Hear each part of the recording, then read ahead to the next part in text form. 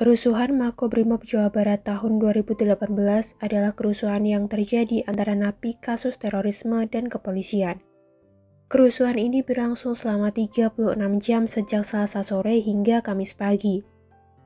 Akibat dari kerusuhan ini, sebanyak 5 anggota polisi gugur dengan luka bacokan di bagian leher. Satu petugas Densus 88 terluka setelah disandra para narapidana, dan satu narapidana atas nama Ibrahim meninggal dunia lantaran mengalami luka akibat bentrok dengan polisi. Tragedi inilah yang menjadi kisah nyata di balik film Sayap-Sayap Patah yang disutradarai oleh Rudi Sudjarwo.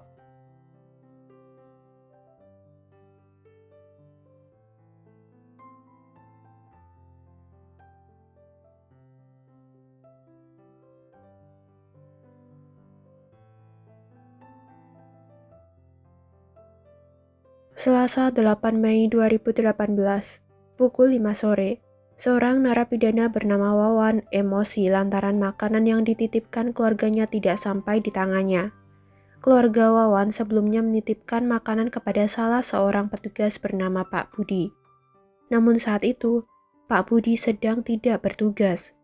Petugas kepolisian pun mencari makanan milik Wawan tersebut namun tidak ditemukan.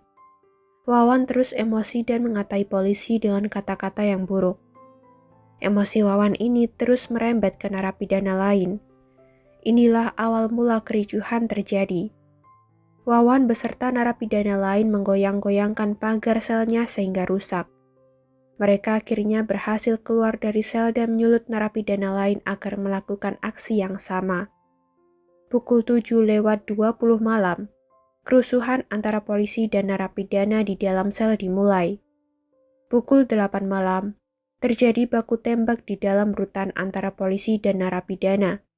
Tim Densus 88 anti teror mulai mengamankan lokasi dan menuju titik kerusuhan. Pada pukul 8:20 malam, narapidana yang berhasil kabur menyerang ruang bangunan di mana di dalamnya terdapat ruang investigasi. Terdapat 13 petugas polisi dan penyidik di dalam ruangan tersebut. 7 petugas berhasil kabur dengan luka-luka di bagian tubuhnya, sedangkan 6 petugas lain diseret masuk ke dalam sel dan dianiaya. 2 narapidana yaitu Wawan dan Ibrahim terluka akibat bentrok dengan polisi. Sekelompok narapidana lain merangsek ke dalam ruangan yang menyimpan amunisi dan bahan peledak. Sebanyak 40% dari 155 narapidana penghuni sel saat itu siap bertempur. Pukul 9:15 malam, tim Densus 88 melakukan negosiasi dengan pemimpin narapidana yang bentrok. Polisi meminta narapidana membebaskan anggota polisi yang disandra. Polisi menawarkan untuk merawat Wawan dan Ibrahim yang terluka. Namun negosiasi tidak berjalan lancar. 3 jam negosiasi dilakukan tapi tidak membuahkan hasil yang baik. Polisi pun mengancam akan menyerang para narapidana di rutan tersebut. Pasokan makanan, air, dan listrik di dalam rutan telah diputus. Cara ini juga tidak membuat narapidana penghuni rutan mengurungkan niatnya untuk bertempur. Pukul 9:30 malam, wartawan dari berbagai media mulai mendengar kabar adanya kerusuhan di dalam rutan Makobrimob Kelapa II, Jawa Barat. Namun dari pihak kepolisian belum ada konfirmasi mengenai kebenaran berita tersebut. Pukul 11:50 malam, petugas kepolisian bersenjata mulai berjaga di depan rutan Makobrimob. Penjagaan di sekitar Makobrimob diperketat. Kawat berduri pun juga mulai dipasang di luar rutan. 20 penghuni asrama beserta 3 bayi diungsikan ke musola di lingkungan asrama. Pada 9 Mei pukul 12:51 malam, polisi melakukan sterilisasi area Makobrimob hingga radius 100 meter. Sementara petugas kepolisian terus berdatangan untuk mengamankan sekitar rutan. Setiap orang yang melintas di depan rutan diperiksa barang bawaannya.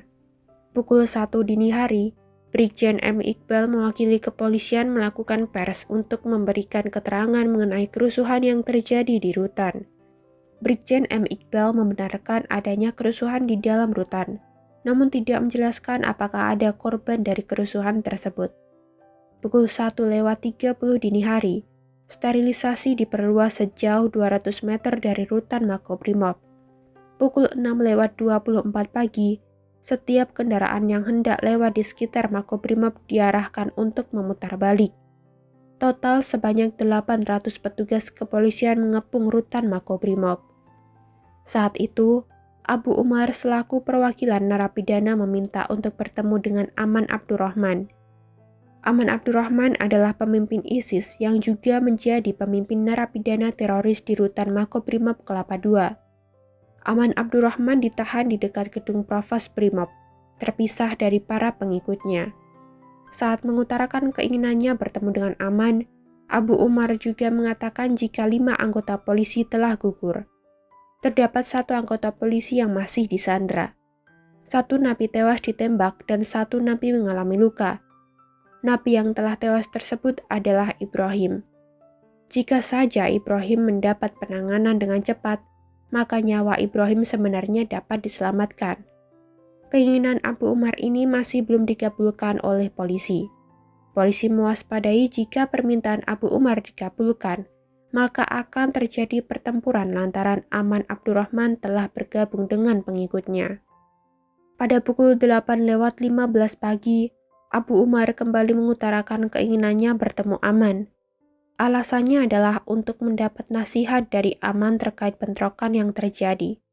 Kali ini, Abu Umar mengutarakan jika ia akan menyerahkan jenazah para korban dan anggota polisi yang masih disandra. Akhirnya, Densus 88 anti teror menyepakati negosiasi dengan Abu Umar. Namun Densus 88 tidak mengabulkan permintaan Abu Umar dengan cepat. Setelah waktu zuhur, polisi berhasil mengevakuasi jenazah korban. Namun belum dapat menarik sandra, tahanan wanita, dan bayi. Pukul 15:35 sore, tim Densus 88 kembali bernegosiasi agar sandra dan tahanan wanita beserta bayi juga dibebaskan. Tim Densus 88 menawarkan akan memberi perawatan kepada para napi yang terluka. Pada pukul 8:15 malam, Abu Umar kembali mengatakan jika ia sepakat akan membebaskan sandra asalkan ia bertemu Aman Abdurrahman. Namun negosiasi ini gagal. Polisi tidak memberi izin Abu Umar bertemu Aman lantaran waspada akan terjadi pertempuran. Pukul 10:30 malam, tim Densus 88 kembali mendesak para narapidana bahwa polisi akan segera menyerang mereka. Kali ini, Abu Umar meminta untuk disambungkan melalui telepon dengan Aman Abdurrahman. Setelah itu, sandra akan dibebaskan.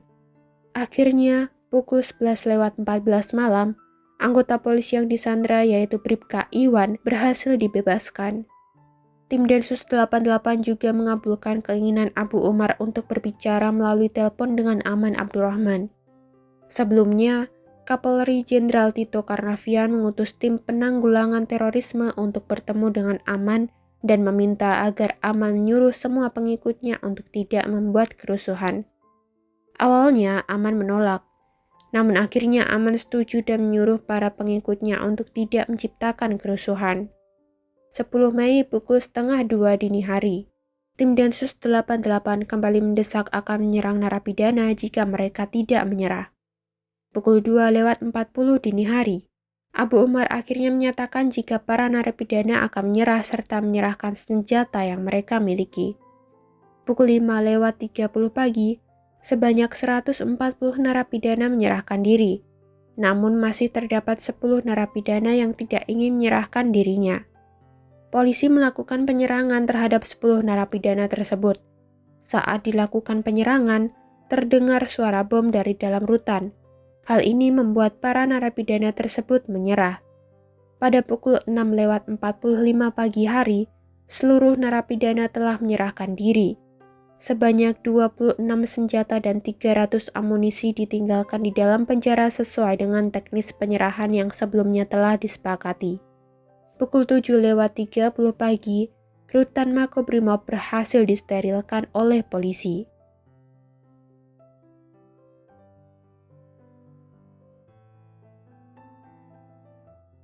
Setelah tragedi kerusuhan di rutan Makobrimob, seluruh tahanan sebanyak 155 narapidana teroris dipindahkan ke Nusa Kambangan. Sebanyak 6 narapidana teroris ditetapkan menjadi tersangka dan dijatuhi hukuman mati. Mereka adalah Anang Rahman, Suparman alias Maher, Syawaludin, Suyanto alias Abu Iza, Handoko alias Abu Bukhari, dan Wawan Kurniawan. Putusan majelis hakim mempertimbangkan hal yang memberatkan para terdakwa, diantaranya perbuatan mereka dinilai sangat sadis dan tidak berperi kemanusiaan. Dari ke-6 terdakwa, tidak ada satupun yang mengajukan banding. Mereka menerima keputusan hakim dan siap menerima hukuman yang dijatuhkan. 5 anggota polisi yang gugur yaitu Bribda Wahyu Catur Pamungkas, Bribda Syukran Fadli Idensos, Ibda Rospuji, Bribka Deni, dan Bribtu Fandi. Masing-masing tewas dengan luka sayatan di bagian leher. Kelima anggota polisi yang gugur ini kemudian mendapat gelar Anumerta. Sementara anggota Densus 88 yaitu Bribka Iwan yang sebelumnya disandra para narapidana harus menjalani perawatan lantaran mengalami penyiksaan sebelumnya. Iwan mengaku ia didudukan di kursi dengan mata tertutup, tangan ditali, punggungnya disiram air panas dan dicambuk dengan rantai besi. Selain itu, keamanan rutan Makobrimob Kelapa II pun dipertanyakan. Awalnya, rutan Makobrimob Kelapa II diperuntukkan bagi narapidana anggota polisi yang melakukan pelanggaran etika. Rutan Makobrimob Kelapa II ini mampu menampung 64 tahanan dan maksimal mampu menampung 90 tahanan. Namun saat tragedi kerusuhan, terdapat 155 narapidana yang menghuni rutan Makobrimob.